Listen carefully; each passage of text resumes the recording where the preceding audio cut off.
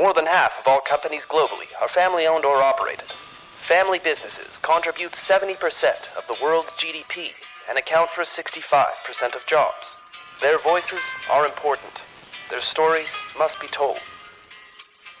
Brought to you by the award-winning publication, Tharawat magazine. This is the Family Business Voice with your host, Ramia El-Agami.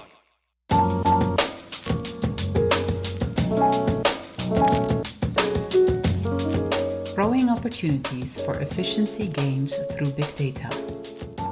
One of the greatest opportunities big data has brought businesses is the ability to find ways to optimize operations along the value chain.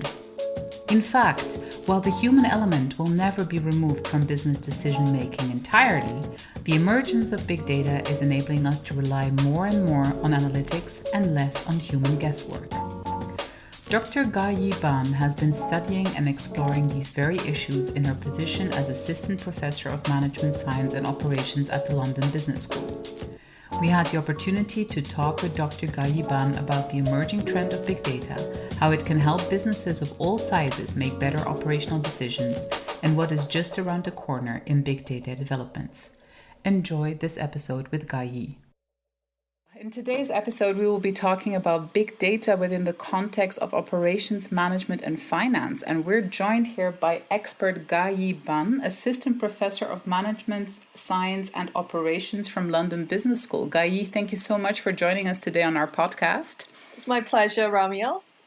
So, Gah-Yi, first of all, we like to know who we're dealing with here. So why don't you tell us a little bit more about what in your career made you sort of land in this field of big data and made us identify you as an expert who would be great to talk to about this subject. Tell us more.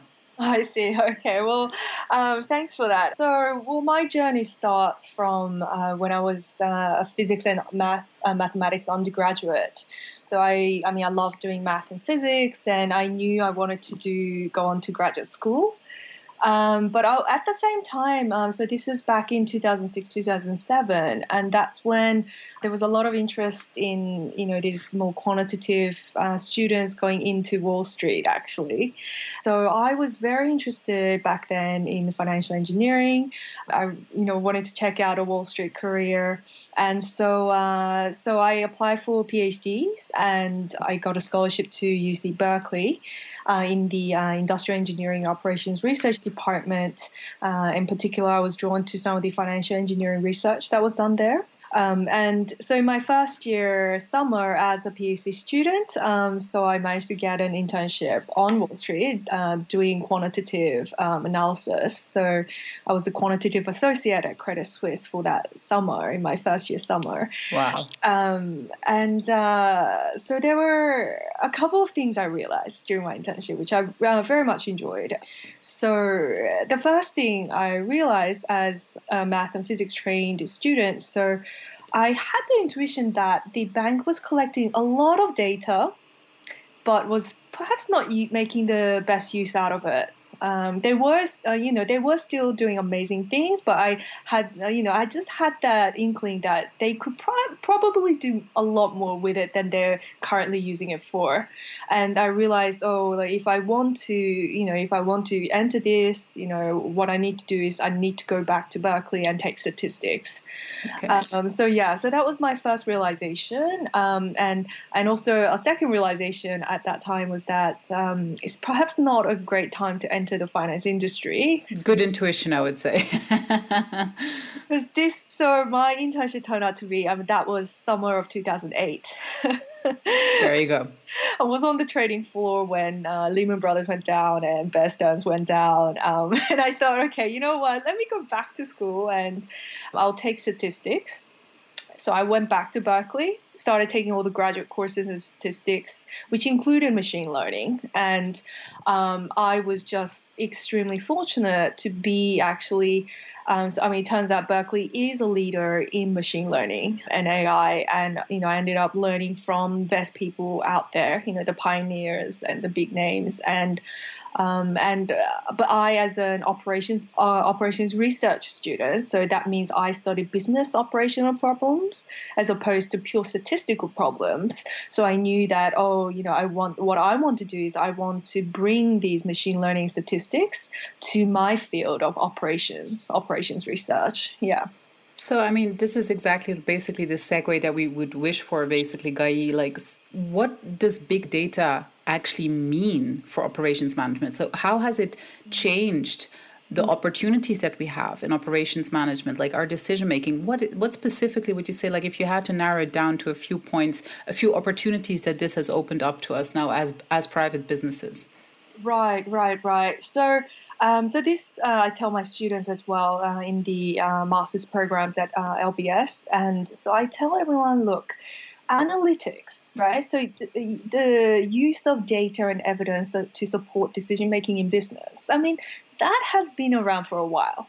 Okay. True. And so now the question is, what does big data bring? What's the new thing now? So what's different now is the fact that we have much more granular data about potentially every single aspect of a business, right? So in the past, I'd have had some, basic data on a few of your customers, perhaps, or just the very basic details of your, daily operations, recorded in Excel, and Absolutely, yeah. and analyze in a a very like basic manner. But now we can collect just so much more information. It's possible to record literally from second by second what's going on. And now we live in a world where we have the software, we have the computation, the hardware. So we now have the storage capacity, we have the processing capacity, and also data science that has also evolved, and is still evolving, by the way, to be able to handle these huge amounts of data. Which also obviously can come from very heterogeneous sources as well. Yeah. So for operations management, essentially, what are we talking about here? Like better insights into how to be even more efficient, more productive, cost-saving measures, and anticipating demand and supply. What specifically are the factors that we are able to optimize even more through the big data? I'm really glad you're bringing the word optimization here. Exactly. So now we can really look into, wherever you have to make an evidence-based decision in a business, right? It could be as small, it could be as routine as pricing decisions, right? So if you're like Tesco or in the UK is Tesco, but, like a grocery store, right? Mm-hmm. You can really decide, what prices to charge, or perhaps what coupons to give out to different customers, if they're doing online shopping. So it could be literally day by day decisions. And also, so you can also look at more long-term decisions, or perhaps decisions where in the past you had relied more on people's hunches and intuition as opposed to data. So for example, I have a paper recently, is forthcoming in one of our journals, MSOM. Mm-hmm. And so there we look at procurement optimization for Zara. So procurement decisions, so if you're a fashion company like Zara, then you have to source, materials from all tons and tons from everywhere. Yeah, exactly. And surprisingly, these decisions we found that were being done by human managers. Okay, perhaps with some aid from historical sales data. Okay, but what we realized is that it wasn't really being optimized given the amount of the data that Zara already had. And so in this paper, we show how you could really build an optimization tool that brings in the big data from historical sales to inform procurement decisions in the future. And so what that means is you would have to rely less on human intuition. I'm not saying that humans are not necessary. You always will need, human intervention with this, especially big decisions like procurement. But now we can provide much more informative, quantitative data-driven decisions. So we have more support basically in our decision making with these big decisions. But I mean, when you say like, and you mentioned like a behemoth like Zara, which is like, the biggest in fast fashion right now. I mean, if you think about the impact something like this can have on a company like Zara, we understand that it must have industry-wide repercussions in many industries, right? Like, so if we look at, I think today's biggest fascination is for any private business, for any family business, is our industry going to be there as we have known it for generations in the decade to come? And for some, there is an actual fact that might not be the case. From your operations management perspective and from the opportunities this has brought, big data has brought, what do you think are the industries that have and will experience the greatest amount of disruption through this incredible amount of information that we now have?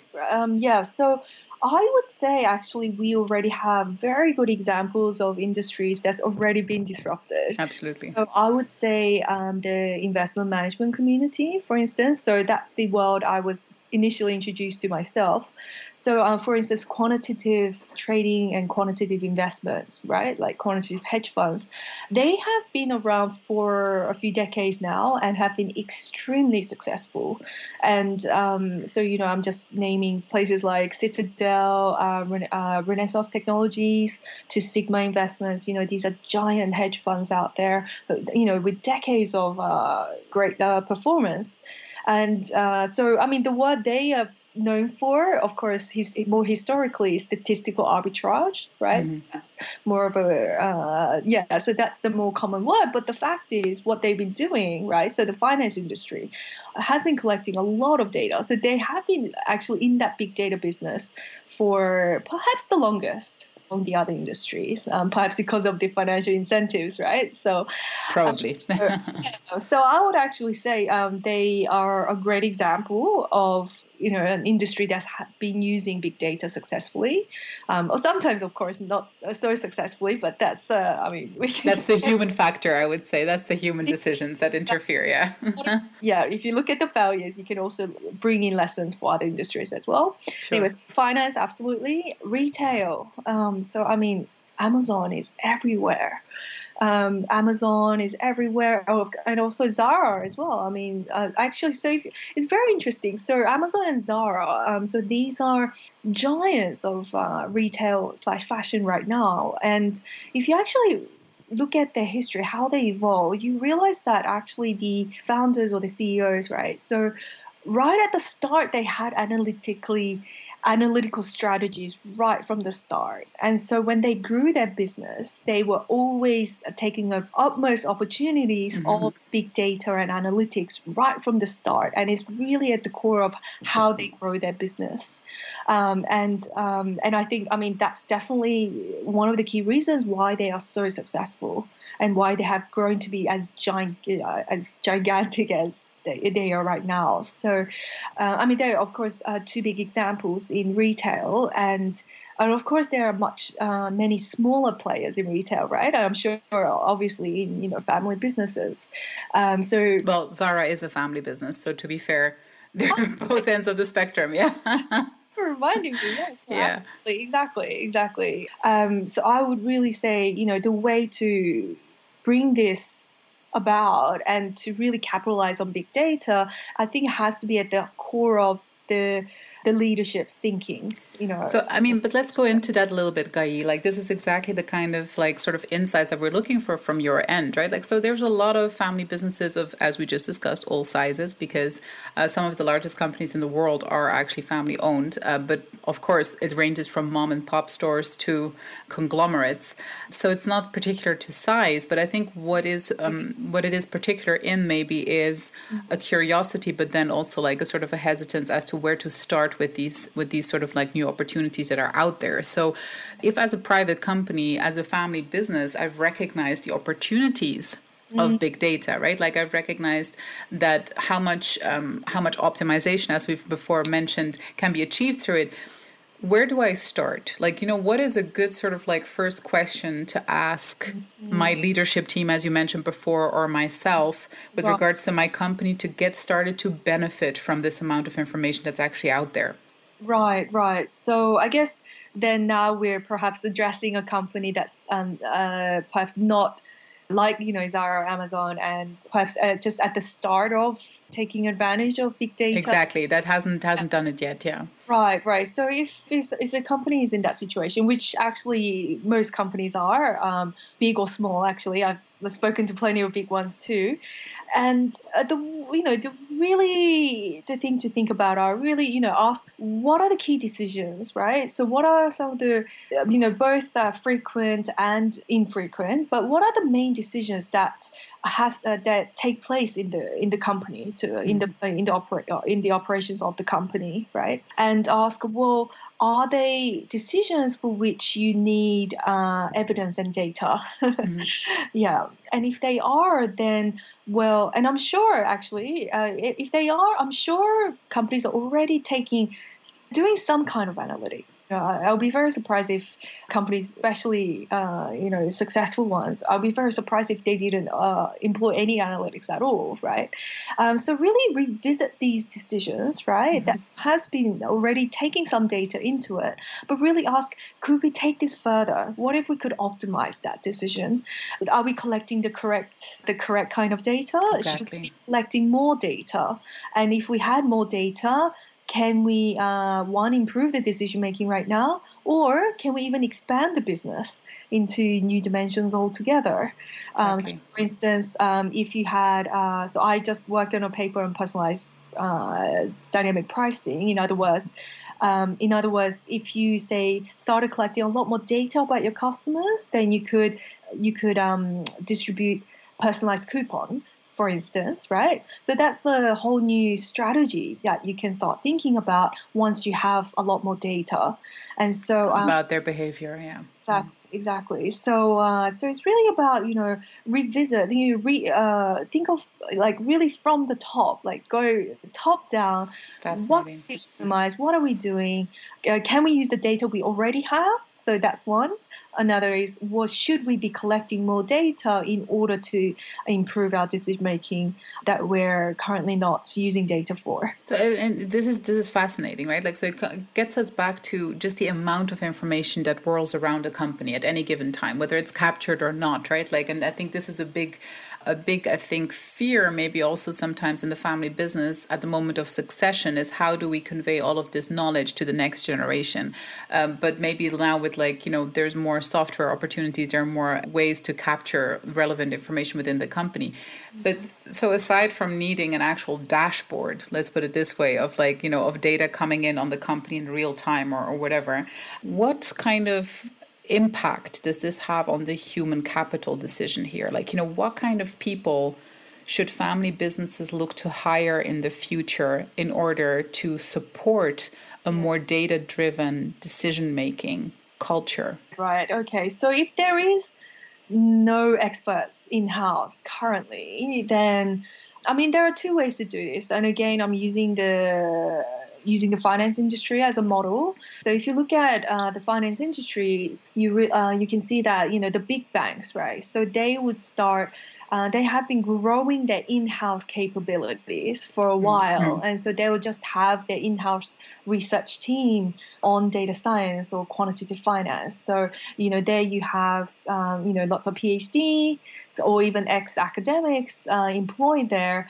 And they would, of course, grow the team and will be quite organic support to the whole company because, they have the right training and so on. So one way is to, really think of growing an in-house team. That's something to definitely consider if the company is big enough. If the business is big enough, then yes, absolutely.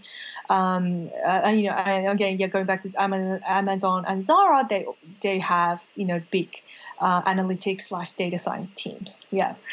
And now, if you are not so big to invest in a whole in-house team right now, then definitely you have to start somewhere. So get some external consultants and, really discuss the whole business, see what you can do with an expert consultant. And the thing is, so sometimes it could be that you don't need to it may be that your business doesn't really require to be on Amazon, right?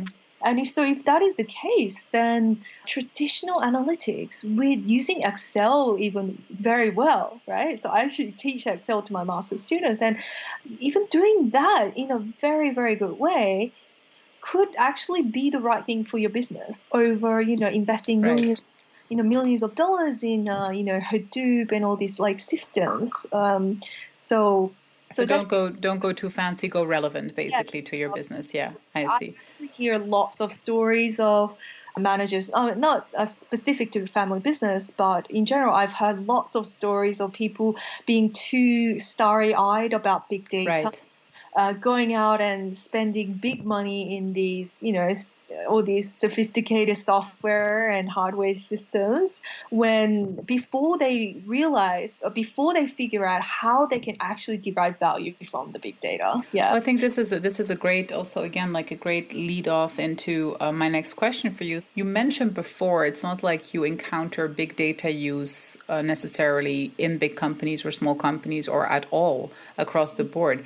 How have you found the adoption rate or the acceptance of the fact that big data is available in the private sector? Like, where do you expect this, and do you expect it to pick up? Do you expect there to be a faster sort of like Yeah. adoption rate of big data analytics in business decision making in the future? Do you think it's industry specific, or what do you think? I guess I mentioned finance and retail as two big industries, right? That's already, that's really already appreciating and being revolutionized by big data.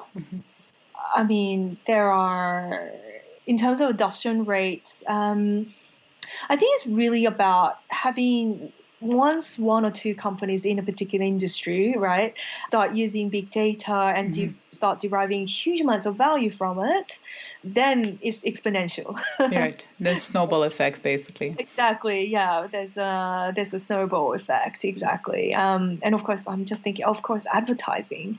We have Google and Facebook, right? So, and big data is just the core of that business. That's obviously disrupted the advertising industry. It has. Wherever you are with your business, you want to first figure out hypothetically, right? So first, Yeah. hypothetically, do some thought experiments, right? So where could your business derive value from big data, Right. and then don't once you can figure that out, but still don't jump into these $1 million investments. Start small, you know. Try to improve the analytics now, perhaps with even just small data. Small as in just what's existing, or by Exactly. a little bit more. So do some experimentation first, and then you can jump into big investments. So proceed with caution and with relevance. I like that advice. I think family businesses will like that advice too. It's in our nature to think long term and not to spend too much money in one go. Right, So, absolutely. but Yeah. as a last question, Gah-Yi, for us laymen's, it'll be fascinating to understand from your perspective as an expert. What developments in big data in the near future are you particularly excited about? Like, what do you feel is going to be a milestone in, say, the next 5 to 10 years where you're like, yes, in terms of analytics, we're going to have a breakthrough once we've reached XYZ point in time where the technology allows us to do certain things. What do you think? What are you excited about? So, of course, obviously big data is a huge field. It doesn't just comprise of operations, research, and finance, which is my area. But because that is my area, so I will speak for what I know. So, I mean, what I am extremely excited about is the confluence of big data and optimization. So traditionally, right, machine learning / statistics, big data, that had been the realm of data science, and traditionally my field of optimization and operations research, we have actually evolved rather separately until very, very recently, actually. So I have written some of the first papers bringing the two together. And I am extremely excited about this because it's really about, so instead of big data being used just for predictive for predictions, for better predictions, which is what most statisticians care about. So statisticians care a lot about predictions and traditional machine learning as well. So when I say, by the way, when I say statistics, I mean statistics/machine learning. So these are, yeah. So if you look at the traditional data science, it has been a lot about predictions. What I'm very excited about in the fairly near future, partly due to some of my own work and the developments in my area, is that the fact that you can bring big data for prescriptive problems as well. And so this is exactly what we've been talking about. So we've been talking about bringing big data for optimal decision making. And, it's ultimately when it comes to business decisions, you want to optimize to get rid of as much inefficiency as possible, right? And so I have worked on, pricing problems, inventory problems, but there are many other problems that have yet to be studied from this angle, actually. Yeah, so I'm fascinating. Well, Gah-Yi, we're very happy you're on the ball for us all and pushing the field forward and hopefully helping us future family business owners making smarter decisions based on data. And hopefully we will all be able to have access to smarter decisions through this. And thank you very much for your insights. We really appreciate it. Thank you. Thank you, Ramia. It was a pleasure talking to you.